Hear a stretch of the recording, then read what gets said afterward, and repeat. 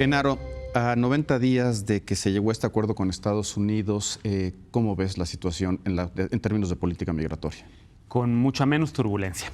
Ayer el canciller Ebrard visitó Washington 24 horas y llega con todo el informe del gobierno de México en materia migratoria por esta amenaza del presidente Donald Trump de junio pasado para detener el flujo migratorio de centroamericanos a Estados Unidos a cambio de no imponer aranceles. Ebrard llega con datos duros, 56% de rebaja, digamos, en el número de inmigrantes centroamericanos que llegan a la frontera. Positivo, el presidente Trump salió después de un mini encuentro que tuvo con el canciller de algunos minutos antes de reunirse con senadores a aplaudir los esfuerzos de México, se salvó, digamos, eso. Este gobierno privilegió atender la demanda de Estados Unidos en materia migratoria para salvar la relación comercial, una apuesta que puede ser muy polémica, pero que a final de cuentas pues está en ambos lados de la frontera causando pues, puntos positivos para la relación bilateral.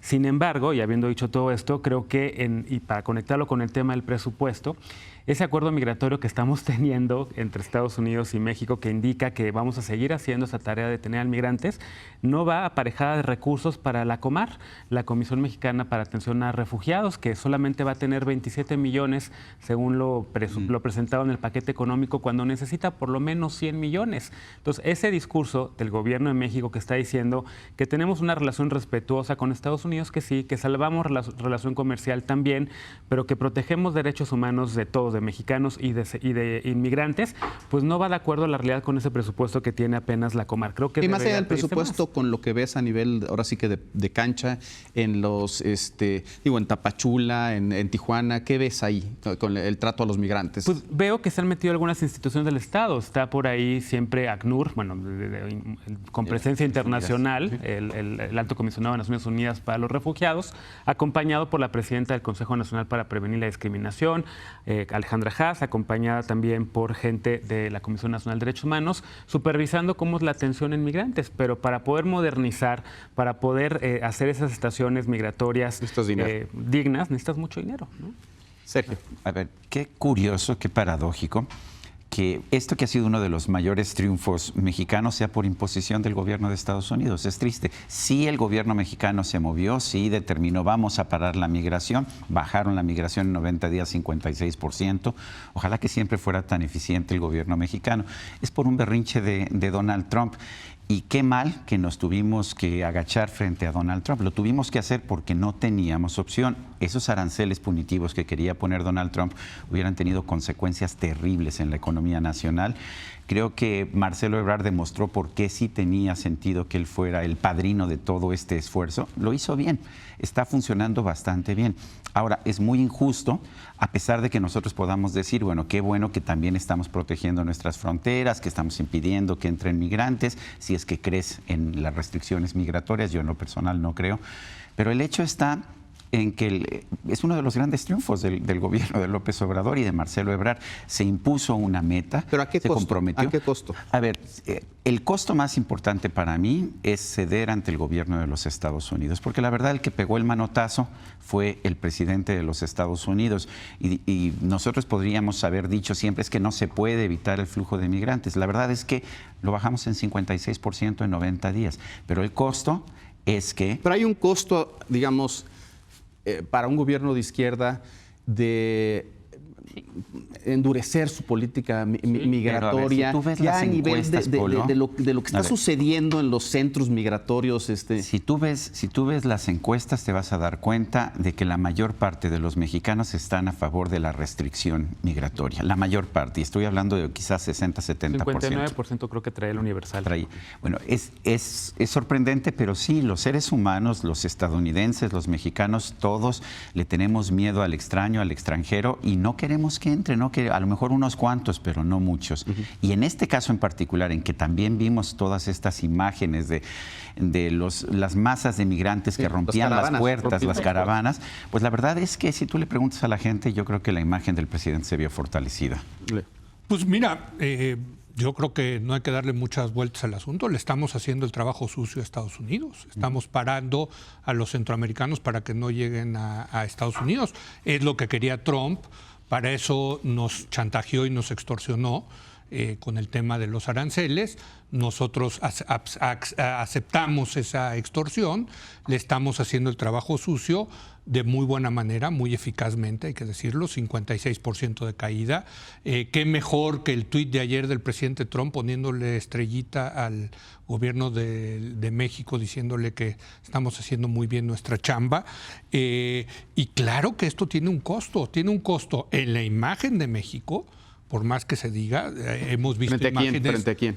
Yo creo que frente a nosotros mismos. Siempre he dicho que Trump en ese sentido nos pone frente al espejo y vemos entonces a las Fuerzas Armadas parando migrantes en la frontera sur y en la frontera norte. Por cierto, no sé cómo discriminen y cómo digan este es hondureño y este es mexicano, esto sí déjalo pasar, a este no. Pero en fin, yo creo que sí hay un costo de imagen. Pero claro que hay otro costo. Tenemos más de 20,000 guardias nacionales haciendo este trabajo. Estábamos hablando el segmento pasado que necesitamos más recursos del Estado para resolver el tema de la inseguridad y resulta que nosotros los contribuyentes mexicanos estamos pagando un dineral para pagar migrantes, para hacerle el trabajo sucio a Donald Trump. Claro que hay un costo. Al margen de la presión de Estados Unidos, que es real, ¿cuál sería tu visión sobre la migración? ¿Puertas abiertas? Yo soy más liberal en ese sentido. Puertas abiertas. Bueno, con cierta regulación, desde luego, ¿no? Pero sí, yo sí creo en las puertas abiertas, entre otras cosas porque la historia de los mexicanos en Estados Unidos nos lleva, yo creo que moralmente, a decir que no se vale tratar así la migración. Oye, tenemos 10 millones de mexicanos, quizás 5 indocumentados viviendo en Estados Unidos. ¿Con qué cara vamos a decir que estamos en contra de la inmigración de indocumentados? ¿Con qué cara? Primero, yo no utilizaría la palabra como triunfo. Yo creo que es una vergüenza la que estamos pasando. 1, 2, yo creo que se optó por la mercancía en lugar de las personas, pero no tenemos tratado. Es decir, si lo que estaba en juego no solo eran los aranceles, que fue el instrumento de la extorsión, sino en el fondo lo que se quería salvar era el tratado. El tratado no está ratificado, ¿eh? No. Y estamos modificando mucho el lenguaje. En realidad estamos deteniendo personas, no rescatando personas. Ya tenemos la descalificación de Naciones Unidas por la vía de Bachelet, que manifiesta preocupación por las políticas migratorias, naturalmente, de Estados Unidos, Centroamérica y México. Ahí yo creo que Marcelo ha sabido acomodar el lenguaje a modo, pero resulta que destinamos 25,000 efectivos, que es una cantidad superior de la que destina Estados Unidos al control de aduanas, en un momento en que requerimos de esa fuerza justamente para los otros menesteres. Entonces, yo creo que la dureza en la calificación que utiliza el presidente hacia sus adversarios son pétalos de rosa hacia Donald Trump. A ver, ¿puedes explicar eso? Es decir, son más duros los calificativos contra los adversarios de la 4T dentro que contra agresiones y hostilidades como la de Estados Unidos hacia México. Es decir, ahora ya estamos buscando la estrellita, la calificación correcta en plazos cortos, ¿no? 45 días, 90 días, y vamos a ver cómo vamos. Raimundo. Bueno, yo creo que cuando la Casa Blanca te da palmadas en la espalda, algo está mal. O sea, como una premisa, para Casa iniciar. Blanca. Y sobre todo general. todas las Casas Blancas. Caray, y esta en buen particular. tema a debatir, ¿eh? Y veamos el mensaje donde agradecen al gobierno de México porque ha enviado miles de tropas de la Guardia Nacional a sus fronteras, en lugar de estar combatiendo a los criminales en Nuevo Laredo y en otras partes del país. ¿Qué es lo que te está diciendo? Lo dijo Leo, nos están haciendo el trabajo sucio, que lo sigan haciendo. Pero me voy ahora a la otra parte, porque una cosa es lo que vimos de lo que dijo el secretario de Relaciones Exteriores. Yo me voy al statement, a la declaración por escrito que dio la Casa Blanca sobre la reunión, que dice cosas que no dijeron aquí, que es a mí lo que me preocupa.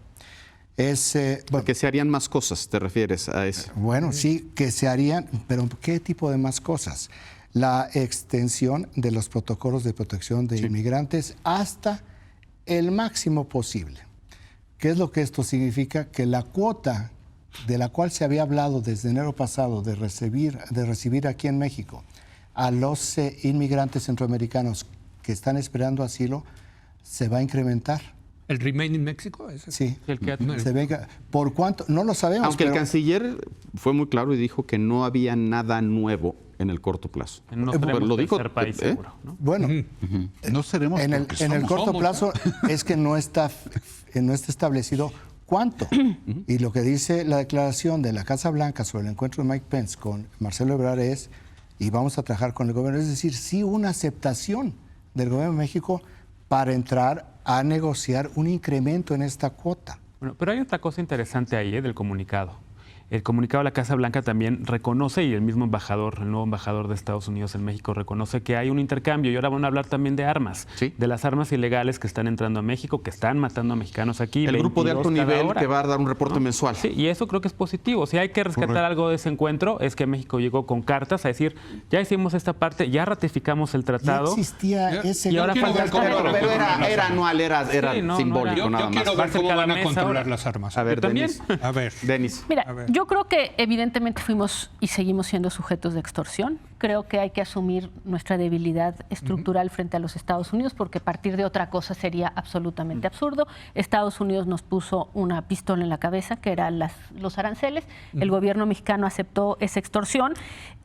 Interesante, creo que hicimos cosas que debíamos haber hecho antes, nada más las hicimos obligados. Por ejemplo, creo que la existencia de una frontera sur es importante no porque detengamos migrantes, sino porque ahí hay un tema de criminalidad vergonzoso. Y estoy solamente pensando en un tema, por ejemplo, el tema de la trata de niñas para uso sexual.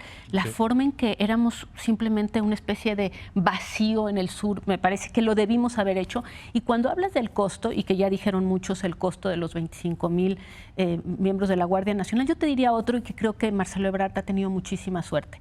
Andar deteniendo migrantes de esta manera siempre se corre un riesgo de provocar una tragedia grave, que es se toman más riesgos, los migrantes toman más riesgos, y de verdad creo que al gobierno mexicano y como país nos ha salido barata esta disminución del 56%, porque creo que con razón Marcelo Ebrard destacaba que hay solo 8 denuncias por abusos de derechos humanos.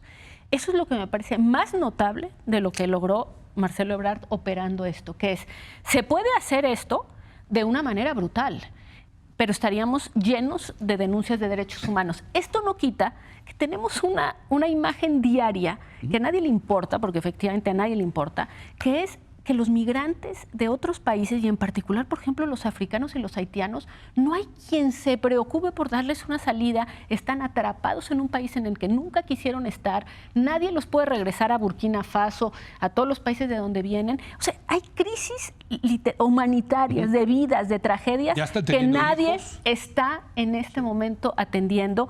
Creo que ha salido barato y que ¿Por qué dices que a nadie le interesa? porque yo veo A la que- gente no le interesa. Pero tampoco el gobierno. Yo no he visto que 18 días consecutivos pidiendo que alguien se encargue de ellos lleve a alguien a responderles de alguna manera a esos migrantes que están en la calle todos los días. A ver, saludo la sensatez de doña Denise. En efecto, yo ahí tengo que reconocer la simetría, naturalmente, en la relación, pero no veo... correcto, ponen cartas sobre la mesa, pero ese capítulo, el de la propia ayuda de Estados Unidos para solventar la crisis migratoria, no la veo. Es decir, si en efecto hubiera una colaboración, una cooperación para, trasladar, ya no digo para otra cosa, para devolver ¿A sus países? a sus países de origen a muchos de los migrantes que hay, no lo veo. Y en esa medida, yo sí creo lo que dice Marcelo, no seremos el tercer país seguro porque ya somos. Y dos, si estamos pagando el muro. Digo, Pero nada más retomaría un punto, que es las consecuencias. Las consecuencias en el corto, mediano y largo plazo es que por primera vez el gobierno de México dejó que se cruzaran las líneas de migración con comercio. Y esto, Bueno, quien lo mezcló realmente Pero fue ellos. el gobierno de Estados Unidos sí, en voz de pero su presidente. pero al aceptar, porque... Dada esa asimetría de poder y dado las No, consecuencias que no hubiesen tenía- tenido, no está- tenía opción. No, sí había opciones. Yo también Por supuesto que sí había opciones. Y otra de las opciones era, la Cámara de Comercio de Estados Unidos tenía lista ya Sí. la demanda ante un juez en contra de los aranceles. Tenía México muchísimos más aliados El en problema Estados es que Unidos de los estaba que se utilizando ¿Qué tal Donald economía? Trump Sí, nos hubiera pero además pegado el horrible. criterio de seguridad nacional, la tradición judicial en Estados Unidos es que cuando el presidente recurre a un problema de seguridad nacional, sí tiene derecho a tomar medidas de ese altísimamente tipo. debatible en el caso de la migración. Así es. Entre que A se ver. resolvió o no, la economía mexicana se iba a la, Exactamente. a la esto no era goma. Hubiera causado automático. mucho más ruido No, económico. esto no iba a ser Hubiera- y no era la automático. primera vez que se mezclaban. En el futuro no te pueden volver a poner esa pistola. Bueno, Claro, por eso ah, puede no, haber te la pones influencia. todos los días. Y ya con más credibilidad. Ya que se ratifique el TEMEC, que Tú lo esperemos que se avalaste. ratifique el TEMEC en este otoño, Pero como ha aunque se dicho Nancy ratifique el Pelosi. TEMEC. O porque Si te van a tenemos, poner aranceles tenemos el con el NAFTA. TLC. Ya se habían mezclado TLC. temas que no NAFTA. queríamos que se mezclaran. 2001, a propósito del 11 de septiembre, que hoy es 11 de septiembre, ¿no? sí.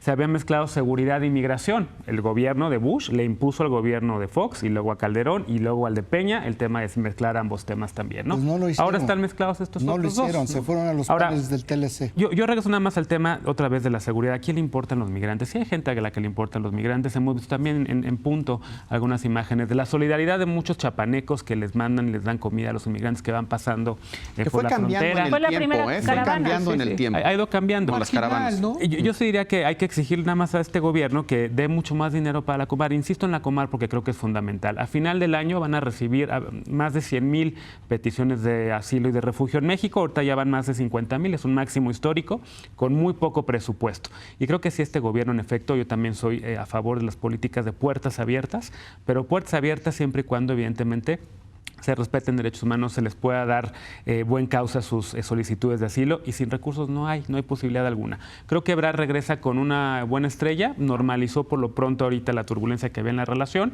puso el tema de las armas a discusión también, fue a la OEA para ver el tema del terrorismo por el atentado en El Paso, y creo que pues a final de cuentas regresa con Inteligente, buenos sí. indicadores de manera inteligente. Y eficaz. Es que sí, porque llevar el tema de las armas es como decir, no voy a permitir lo que pasó un día antes. Un día antes simplemente volvieron a cargar el arma cuando sale un funcionario a decir, De aduanas. no es suficiente. Yo dije, no, bueno, ya está, o sea, no ha llegado. Y Marcelo Ebrard llega con el tema de las armas. ¿Pero qué es eso de las armas, Denise? O sea, nada más lo que te estoy diciendo es que las cosas en política no solamente si tiene es llegar y tener un tema al que tú le puedes decir al otro, aunque Sí, pero no... un tema pues que- vacío, porque, a ver, ¿tú crees que algún día se pueda controlar el flujo de armas que son legales del otro lado de la frontera que lleguen a México? Bueno, de ¿En serio? entrada no solamente En son las 3.500 armas. kilómetros. Pero Cuando además, que es legal de un lado de una frontera es legal del otro, casi por definición. Ilegal. Denise. Pero además último hay una comentario. cosa que no podemos olvidar. En Texas las armas son legales, hay muchas armas y el número de homicidios por cada 100,000 habitantes es de 2. Del lado de Chihuahua, de Ciudad Sí, Juárez, claro. son cifras de homicidio enormes y eso que las armas son ilegales. El problema de las armas no es el tema.